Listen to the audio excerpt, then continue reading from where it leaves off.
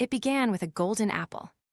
At the wedding of the sea goddess Thetis, the goddess of discord Eris tossed a golden apple inscribed with the words, "For the fairest among the goddesses." Three claimed it: Hera, queen of the gods; Athena, goddess of wisdom; and Aphrodite, goddess of love. Zeus refused to judge between them and sent the matter to Paris, a prince of Troy.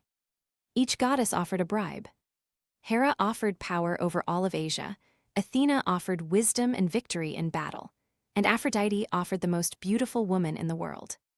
Paris chose Aphrodite. The most beautiful woman in the world was Helen, wife of King Menelaus of Sparta.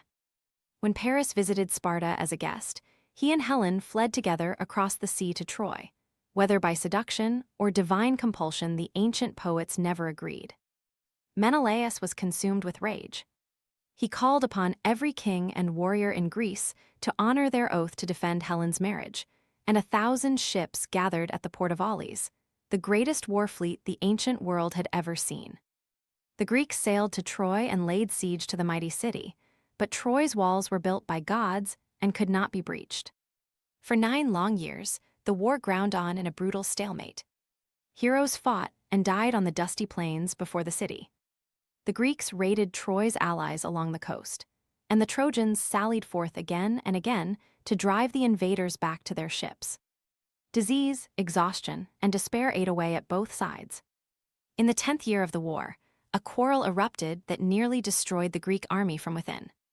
The great warrior Achilles, the fiercest fighter alive, whose mother Thetis had dipped him in the river Styx to make him nearly invulnerable, raged against King Agamemnon for seizing his war prize. Achilles withdrew from battle and refused to fight. Without him, the Greeks were driven back to the sea. The Trojans, led by the noble Prince Hector, set fire to the Greek ships and came within a breath of total victory. Achilles' beloved companion Patroclus begged to enter the fight wearing Achilles' own armor.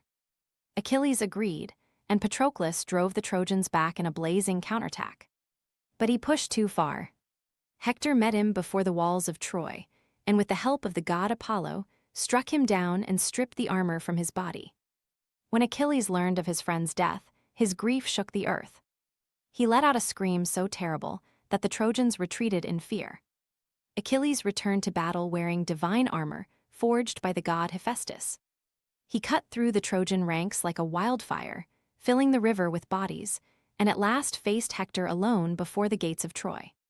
Hector ran, and Achilles chased him 3 times around the city walls before the gods tipped the scales. Hector turned to fight, and Achilles drove his spear through his throat.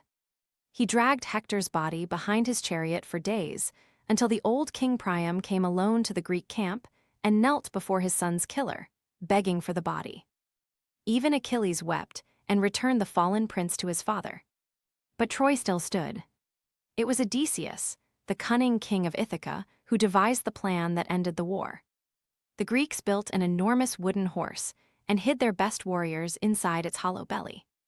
The rest of the fleet sailed away, as if abandoning the siege. The Trojans, believing the war was over, dragged the horse through their gates as a trophy despite the warnings of the prophetess Cassandra. That night, while Troy celebrated, the Greek warriors crept out of the horse under cover of darkness, opened the gates, and the returning army poured in. Troy burned until nothing remained but ash and legend, and the story of its fall has been told for 3,000 years.